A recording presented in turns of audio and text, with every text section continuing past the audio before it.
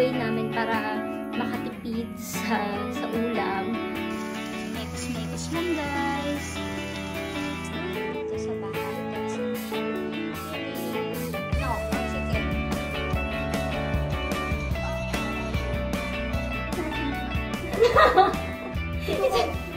Sabong minuto pa lang gawa maliit na siya.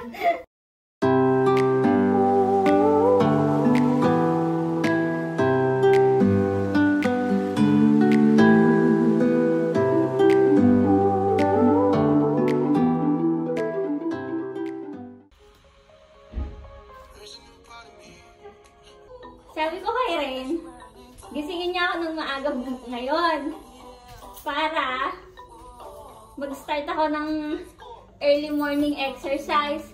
Eh kaso late na ako natulog kagabi eh. Bakit inaano ka na sa tiyan mo?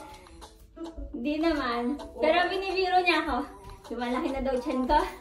Sabi ko, sige, may nakita ako sa YouTube, 14 days, liliit ang tiyan. Gagawin ko ako isang buwan.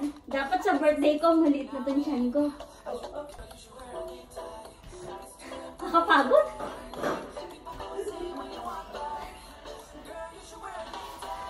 Gawin natin to. Nakapagod talaga yan. Wala pang 10 minutes yun, napagod na ako. Hindi ko naman malaman yung ginagawa niya. Ano, Pilipino ba? Hindi po.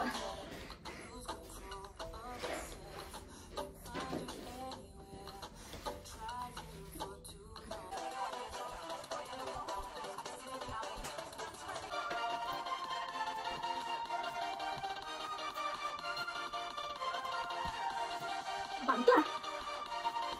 Ngayon lang ulit ako pinawisan ng ganito. Yun na yun?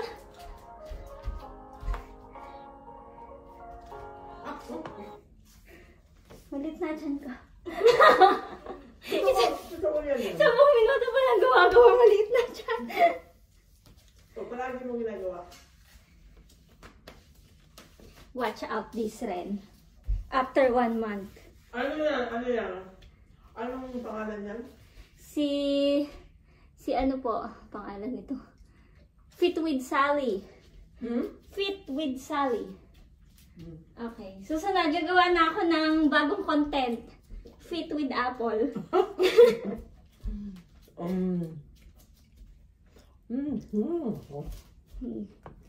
Dami niya. Pagod ako doon.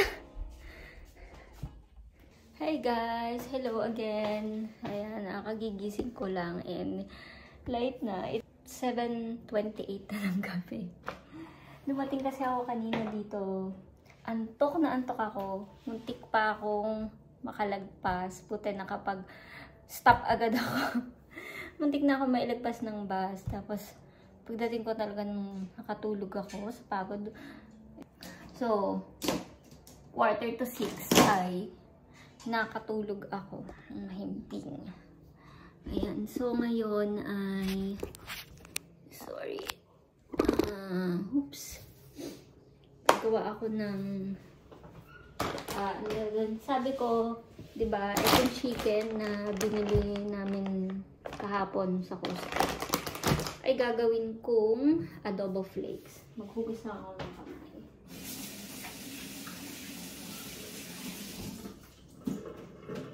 Ayan. Kasi kahapon, wala na akong time na magluto eh.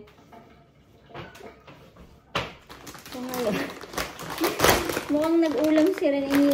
Kinain ni Ren yung isang hita. Tingnan nyo. Yung isang hita, nawawala.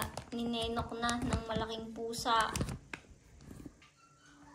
So ito guys, itong isang buong chicken na to sa Costco ay ano lang, $7.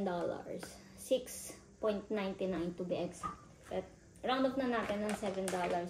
At alam nyo ba, itong ganitong kalaking ano, kaya na natong tumagal ng 1 week sa amin. Or siguro mga few days, mga 4 days. Depende kung gaano kalakas kumain yung asawa ko.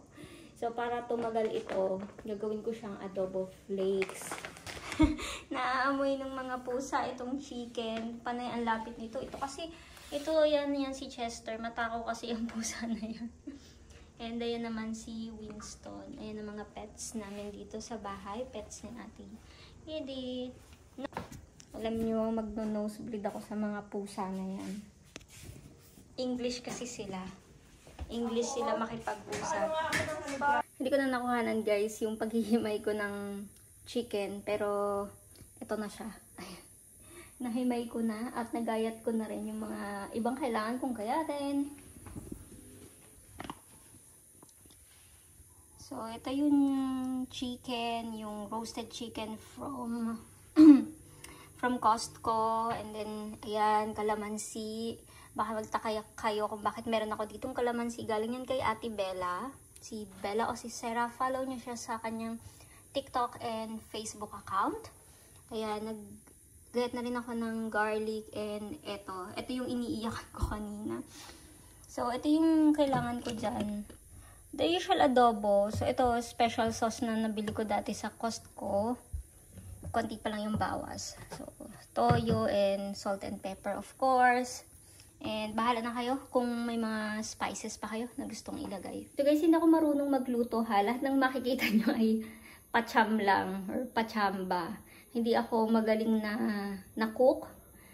Pero ayun, si Ren, pinagluluto ko siya at so far nagustuhan naman niya yung luto ko. So eto, isa sa way namin para makatipid sa ulam. And sabi ko nga, yung chicken from Costco, eto, mayroon pang kalahati na natira.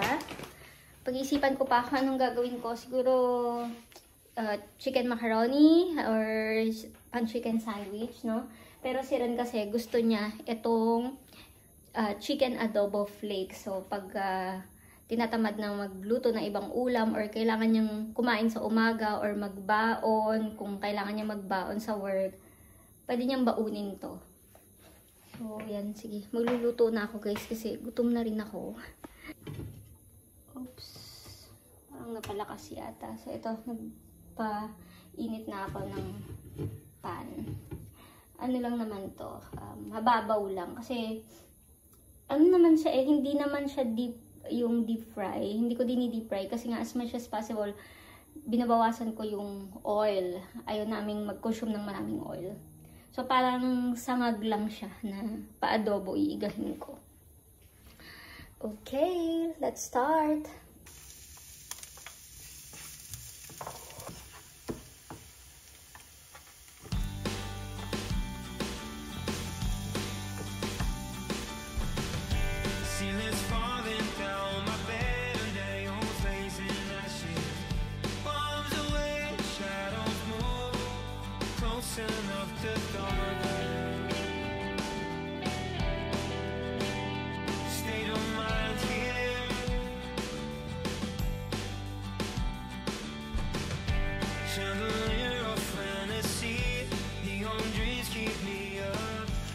Guys, ang bango na amoy ko na. Dagdagan natin ng paminta. Masarap yung maraming paminta. Ko siya dinidip fry or yung lubog sa mantika. So ganito lang, gisa-gisa lang, tapos iigahin ko and totostahin ko.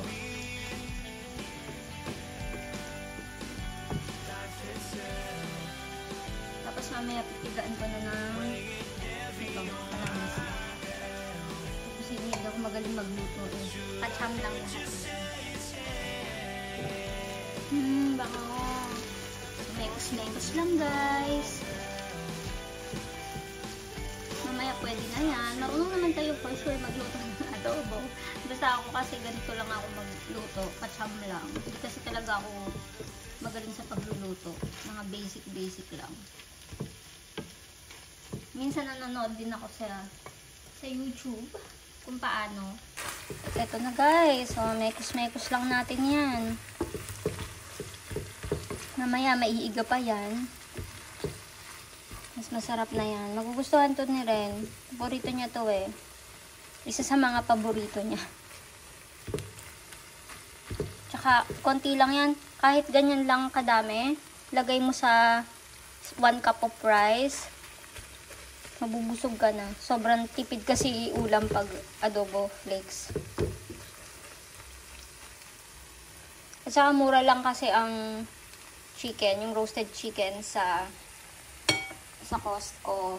Even sa Aldi, sa Woolies, saka sa Coles, mura lang din naman yung isang buong manok na roasted na. So, try nyo gawin ito. Para makita yung half ng chicken. Hi guys! Welcome back again! So, ayan. Kahapon, diba, niluto ko yung half ng roasted chicken from Costco. Ginawa kong ano to? Chicken nakalimutan ko. Chicken adobo flakes. Ayan. Ayan na lang natira. So, pang ano yan, pang sa mga susunod na araw ulam. And then, kakakain lang namin ni Ren. Nagluto ako ng pansit na may chicken. At may natira pa sa chicken. Hinimay. Ayan pa yung, siguro mga 1/4 to ng chicken. Nag-iisipan ko pa kung ano iluluto ang pwede kong gawin. Anong luto ang pwede kong gawin. Tapos, ito yung sinahog namin sa pansit. Marami pa rin natira. May sahog din yan na chicken. So, diba? Yung worth $7 na isang buong roasted chicken from Costco.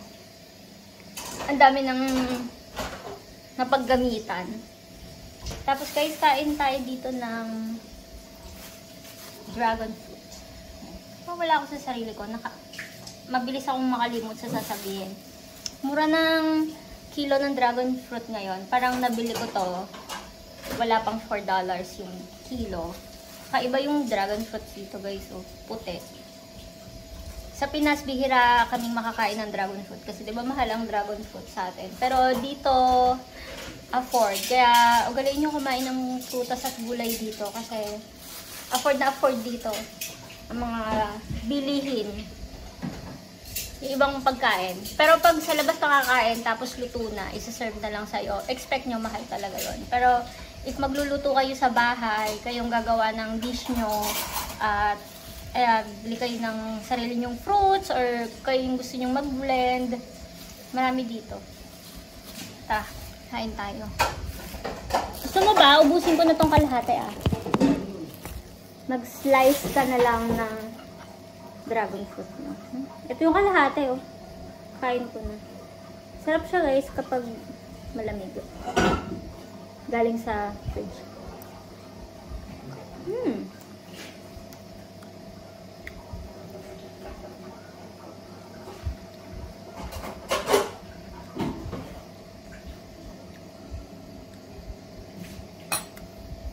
Bye, guys.